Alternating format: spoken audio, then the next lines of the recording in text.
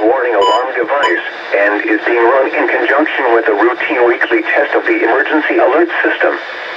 To provide the most consistent warning service possible, these alerts will only be activated for selected warnings affecting the following counties: Alpine, Amador, Butte, Calaveras, Colusa, El Dorado, Glen, Lake, Nevada, Placer, Western Plumas, Sacramento, San Joaquin, Sierra, Solano, Stanislaus, Sutter, Tehama, Tuolumne, Yolo, and Yuba.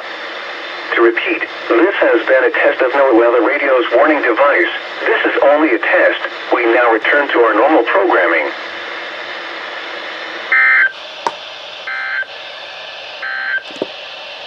You are listening to NOAA Weather Radio, the voice of the National Weather Service on radio station WXL 88 on 162.55 MHz from South Fork Mountain in western Shasta County.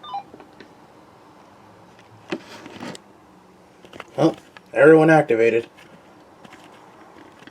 This one activated this time. Had to move the antenna around a little bit. But, as you can see, the sage is gone. I have another surprise coming. Some people already know, some people don't. So, yeah. Stay tuned for that.